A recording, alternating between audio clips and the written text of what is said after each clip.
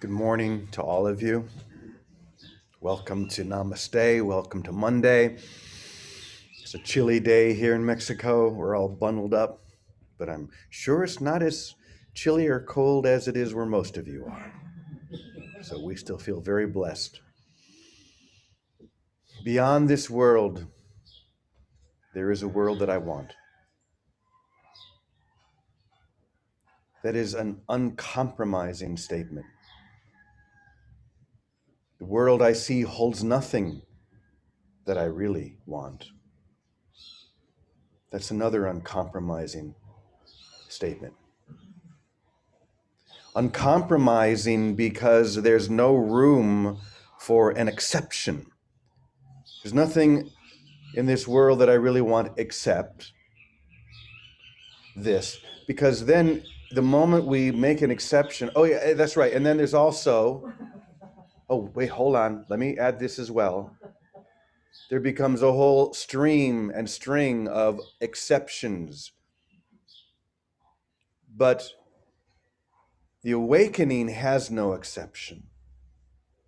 The awakening to reality or to who you are can only be a single point of light, and the desire for that single point of light, for one thing. A lot of people have asked me during my 6 months of seclusion, what's the main thing you've learned, or the primary gift you received, or insights? And I've been thinking about that on the beach a little bit over the last week. And I realized that the primary thing that I've gained in that time is what I'll call divine indifference. In other words, I just don't care. That sounds almost harsh, but it's the truth. I just don't care. I don't care about anything other than one thing. I don't care about anything other than that which cannot be spoken. I don't care about compromising that. I don't care about hurting anyone's feelings by claiming only that, or people pleasing, or anything like that. And that feels like a very important and powerful place to come to, where one becomes so resolute in their desire for one thing, for the peace that surpasses understanding, that there's nothing else that can interfere with that.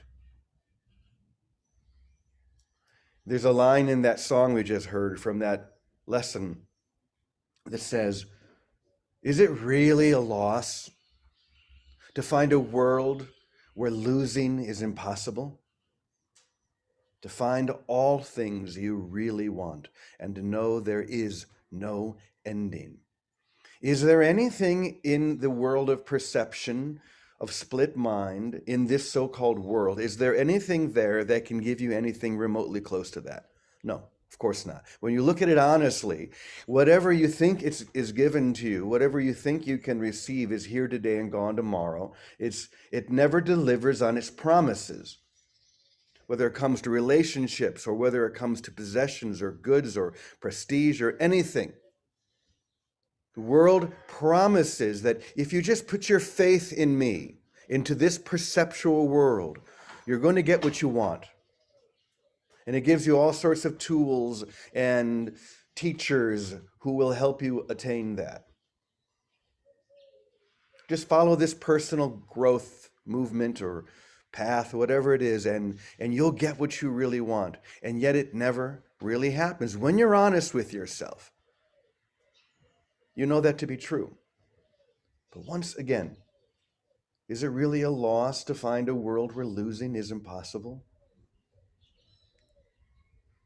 There is something beyond all of that, that when we focus our light, our intention, our mind upon it,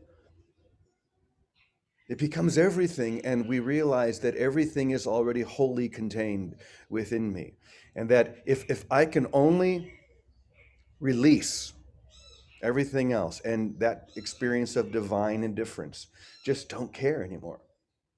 That may, once again, sound a bit harsh. Of course it does. To the ego, it's very harsh. You coming to that place of divine indifference is the thing that you promised you would never do.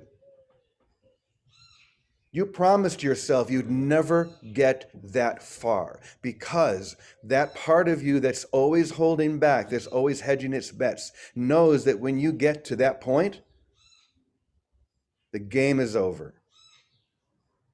You're going home. So that part of you that's still clinging wants to make exceptions. There's nothing in this world that I really want except for, and we all have the except for, and that's okay too. We just look at all of those things and ask ourselves, will those things really be gone if I accept everything? You see, the ego believes that accepting everything means you have to lose something. You have to lose what you really love. But the opposite of true is true. Everything that you truly love, everything that is love, comes with you. So maybe I'll think in my mind that for me to accept everything means I'm never going to see my daughter or my granddaughter again. Why would it mean that? That's just a game that we play in our minds to stop ourselves from going to that point that we promised we would never go, to be completely uncompromising, to want only one thing. You know, we hear a lot these days. If you turn on the news, you hear a lot these days about what they call the big lie. You all probably know what the big lie is. It's a lie that we were told by a group of people that the election was rigged and that, you know, the person who actually won didn't win. And so now they call that the big lie. Are you still talking about the big lie? Obviously, that's not true. It was a lie. And there are all sorts of conspiracy theories. It's amazing, actually, how many conspiracy theories there are these days. To be afraid of this and to worry about that and to watch out for this other thing. Oh my goodness. It's exhausting. Let me tell you what the big lie is. This split world that you think you see, that's the big lie. That's the conspiracy theory. The idea that the truth of who you are is born into a body, struggles to make it, maybe gets so far and then gets cancer and dies. That's the big lie.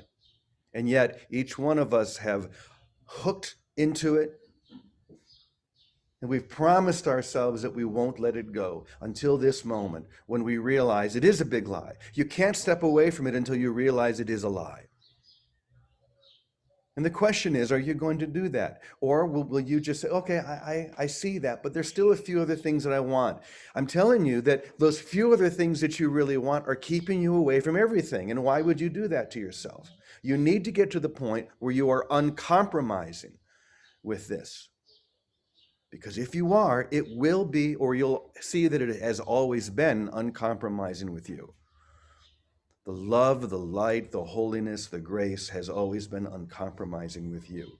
Now you need to return the favor. And you can go through another 5 or 5,000 lifetimes if you want. It's up to you. It won't matter, because as we heard yesterday, the awakening is right now. What other time would it be? It's happening right now, whether you like it or not. You're waking up right now. The only question is, will you continue to string it out so that right now seems like a very long time? And all I'm saying is, why would you do that when you know it's happening right now? When are you going to come to that place of divine indifference where you say, I don't have to worry about any of this anymore. Seek first the kingdom of God and everything else will be given to me. And there is a freedom, there is a light, there is a joy within that decision. When you finally resolutely make that decision, you're free. You begin to feel yourself being free of all of the body concerns, all of the limitations, if you don't make exceptions. If you say, there's only one thing I want, the peace of God. And this is what leads us to what we talk about every single day. People say, you talk about the same thing every day from different angles. That's right, of course. It's about the experience. It's not about the words that I'm sharing. It's about entering into that experience. Once again, you can do it right now if you want, or wait, but it's still going to happen right now. So why not? You've bought into a conspiracy theory that was never true, that never had any real basis in reality or truth. And now that you know that, let it go. The world I see holds nothing that I really want. Let's take a deep breath and just feel that for a moment. Beyond this world, there is a world that I really want, an experience that I truly desire, of such wholeness, such love, such grace, that there's nothing that compares. I will not buy into the big lie anymore. I want only truth. I will not believe the conspiracy theory that I am but a body born to die. I want only the truth. So once again, the awakening is happening now. No other time exists but now. String it out if you want, but why? So, Victoria, I'm going to turn it over to you and let you take it from there. Good morning, dear. Thank you, Brother James.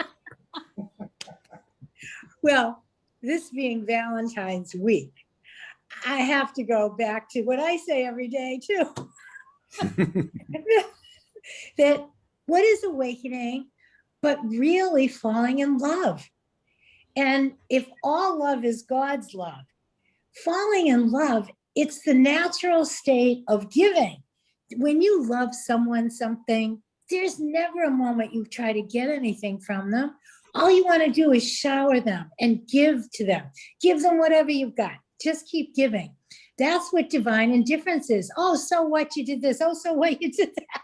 Oh, I love you. I don't care what you did. Oh, I have to do this. Okay, I'll do whatever. It's like whatever. And divine indifference is the lens of love. And it is true. There's a great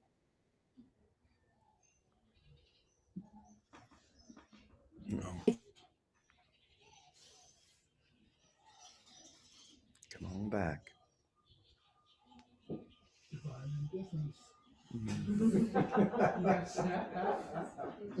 Lips are still moving. I love her enthusiasm. Yeah.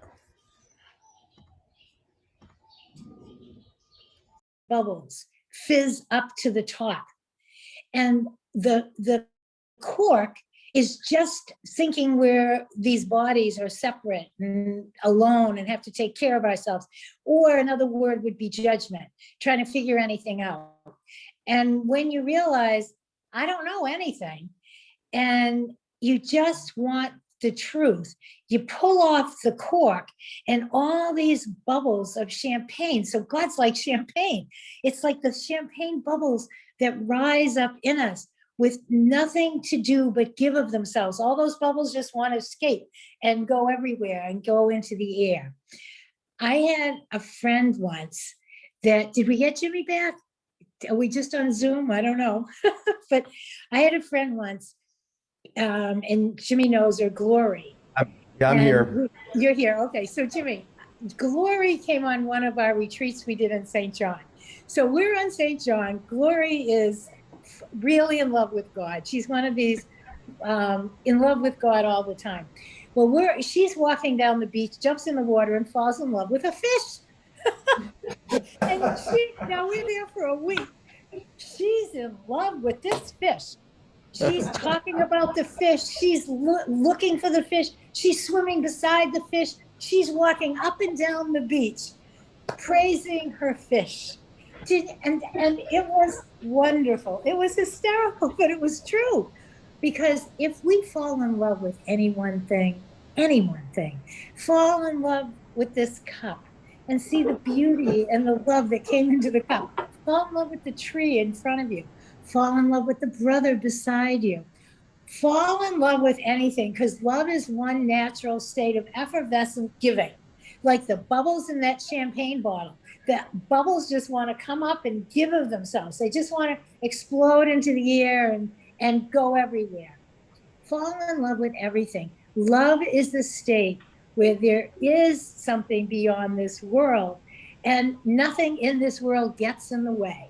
And that's a reality when you really love. That's love without condition, unconditional love. It's an old term, but it means without exception. It means no place do I look to get something from the other. She didn't care about getting the attention of the fish. She just wanted to love that fish. She spent a week loving that fish and came home. And if you talk to her today, she'll tell you about that fish. She fell in love with the fish, and the fish responded. The fish showed up at the beach every day, and she swam with the fish, because it's a nice section of colorful fish. She talked to that fish. She gave us one of the best examples I'll ever know of loving and giving without anything needing to get anything. As soon as we need to get one thing, recognition, or a pat on the back, anything, we've moved out of love. Just stay in love. All love is God's love. And when you stay with it, you find that within, it's not dependent on anything without. So that's what I have to say about all that, Jimmy.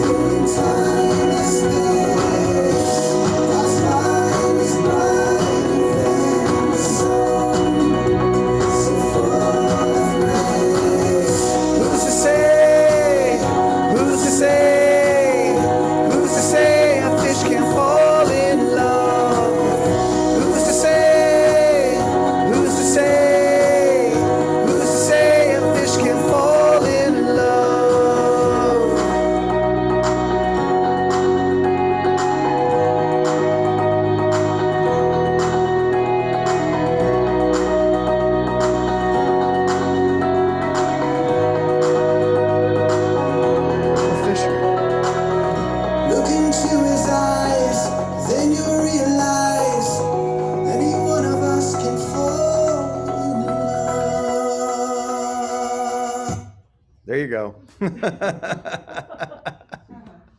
Who's to say a fish can't fall in love anyway, huh? Oh, Vicky, thank you so much. That was beautiful.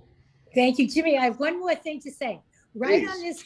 Right on this call, Tambra gave us the same example. One of her animals literally bit her finger off forever, and she didn't care. And she was on this call the same day. She just put a Band-Aid on it, went to the hospital, and now her finger's a little short, but that's how much she loves her animals. Is that a better example too? Thank you, Tambra. That's so funny. All right. Thank you, Vicky. What a great example. I have a feeling this is going to be an interesting week. Okay, Teddy, are you out there? You want to share anything? Top that one. The whole time you were speaking, all I could, this, I'm going to say three things, but there were two that are important. One's not important at all. You know, it's very tough to believe until you see it to believe it, that the world I see has nothing to do with reality. It is of my own making and does not exist. Period. None of this exists. It's not real. But the important part is to remember you never left reality, and the dream is happening in your mind, having never left reality. So there's no place to go but to wake up. There's nothing to do within the dream except to forgive yourself for dreaming, to remember where you really are and have always been. That's the important part. There's nothing anyone need do to gain reality because, in fact, you never left. The dream that you dream is happening in your mind while you're still there. And when you awaken, you where you have always been. And there is nothing outside of that because it's total, it's whole and perfect. The other thing, which is completely meaningless, is I remembered my grandfather, on my grandfather's side, they all lived to be old ages. Like my great grandfather lived to be over 100. My grandfather lived to be 96. And when he was about 94, he turned to me one day and he said, I don't even know why I'm here anymore. I'm not even productive. And that's basically, we're not productive here. There's nothing going on here. We're not productive here. When we can't figure out why we're here anymore, we can let go of the idea that we are here and have an experience. Now, when you have that experience, it actually increases your desire for that to be totally true. But at least you got the remembrance in your mind to take the pressure off not knowing. Because it's the pressure between knowing and not knowing that causes all our problems. When there is only knowing and the world you see has nothing to do with reality, in fact, you can't know about it. You can only know, the best we can do is call it a dream. And, a dream even makes it into something that it's not actually, but we got to call it something to talk about it. It has nothing to do with your reality. It is of our own making and it does not exist. Period. That's it. Now, Yeah. now you can leave that space open and new things begin to happen. You feel and you hear and you learn different things. But your learning is no longer of the world. It is from beyond the world. And it's always about who we are in reality and who our father is and who our brothers is and what love is. That's it. Amen. That's it. Just let it be it. Don't try and make it more than what it is. Just allow it to be simple. We have this tendency to try to figure it out and to make it complicated. The world you think you see is not the real world. And the moment you accept that, you will wake up where you've always been, the heaven that you never left. Okay. There you go. I don't think we really need any more than that. But we try. We keep trying to add more to it. But that's all we need. Thank you, Teddy. Thank you, Vicky. Thanks, everyone. What a beautiful way to start off our week.